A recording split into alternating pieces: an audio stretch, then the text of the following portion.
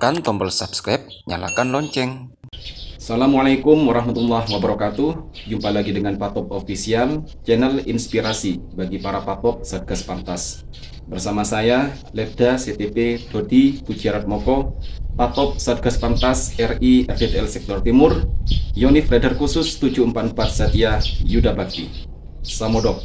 Baik, ini ada satu pertanyaan yang bagus dari teman kita, yaitu menanyakan tentang kenapa kalau patok PBN, ya, pilar batas negara, ataupun patok CBDRF, Common Border Datum Reference Frame, bergeser dari koordinat yang semula, yang bisa dikarenakan oleh faktor alam, contoh tergerus oleh banjir besar ataupun dikarenakan longsor. Kita tidak diperbolehkan untuk memperbaiki, membangun kembali, dan mengembalikan ke koordinat semula. Sedangkan lain halnya jika yang bergeser itu adalah pelang BSP, kita masih diperbolehkan untuk mengembalikan ke koordinat semula. Baik, jawabannya adalah dalam menentukan suatu titik koordinat dari patok PBN maupun CBDRF itu melalui proses pengukuran dengan metode global posisi sistem satelit.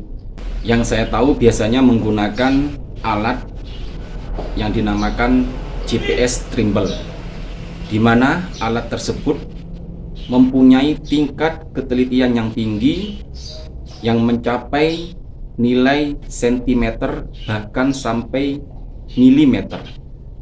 Nah, dalam proses pengukuran koordinat tersebut harus dilakukan oleh kedua belah negara. Tidak bisa dilakukan oleh satu pihak karena memang menyangkut dengan wilayah teritorial dari suatu negara. Dari hasil pengukuran koordinat tersebut nantinya akan menghasilkan suatu titik koordinat yang pada akhirnya akan disepakati oleh kedua belah negara. Jadi seperti itu. Nah, dari koordinat yang telah disepakati oleh kedua belah negara tersebut, ditanamlah patok PBN atau patok pilar batas negara yang menjadi pemisah antara kedua belah negara. Sedangkan dalam penentuan posisi letak atau koordinat pelang BSP tidak harus menggunakan metode pengukuran seperti halnya PBN dan CBDRF. Dalam arti tidak harus menggunakan tingkat ketelitian yang tinggi. Karena memang fungsi dari pelang BSP itu sendiri bukanlah merupakan patok pemisah kedua belah negara, melainkan sebuah tanda peringatan bahwasanya sekian puluh meter lagi kita akan melewati garis batas negara.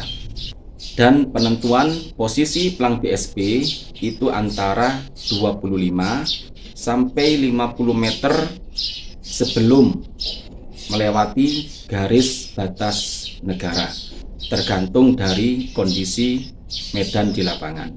Nah, bagaimana dengan patok CBDRF? Patok tersebut juga bukan merupakan pilar batas negara.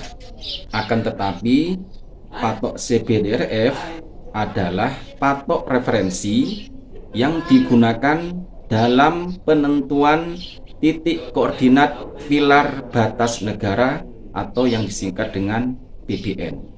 Nah, terkait dengan pertanyaan yang tadi, apabila kita memindahkan patok PBN dan CBDRF yang telah bergeser ke posisi semula, kita kembalikan lagi ke koordinat awal. Tentunya rekan-rekan kan menggunakan GPS handheld atau GPS navigasi. Sedangkan kita ketahui bersama tingkat toleransi ketelitian dari GPS navigasi tersebut atau GPS handheld antara 3 sampai 10 meter tergantung dengan kondisi cuaca. Apabila mendung ataupun hujan, tingkat ketelitian dari GPS handheld tersebut bisa mencapai antara 5 meter sampai dengan 11 meter.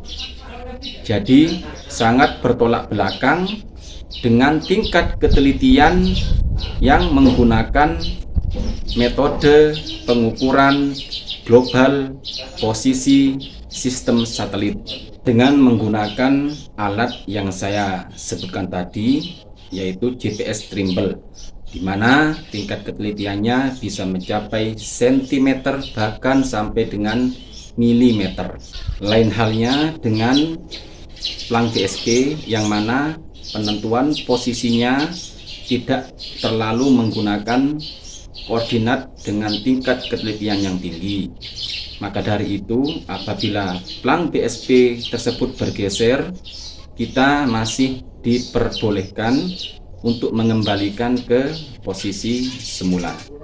Jadi, tindakan kita sebagai personil Satgas apabila menemukan patok PBN ataupun CBDRF bergeser dari kedudukan semula, maka langkah kita yaitu mencatat penyebab terjadinya pergeseran patok tersebut.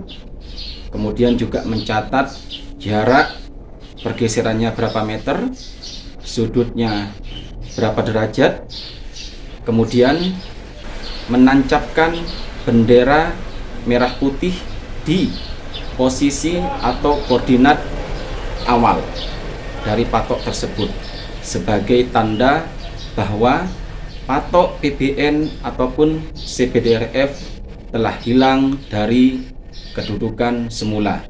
Kemudian difoto, didokumentasikan, setelah itu baru dilaporkan secara berjenjang.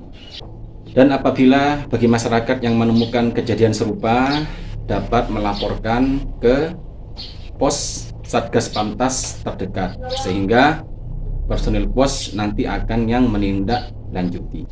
Jadi seperti itu jawaban dari kami, mudah-mudahan bisa bermanfaat bagi rekan-rekan sekalian. Kurang lebihnya saya mohon maaf, tetap semangat menjaga batas negeri merah putih.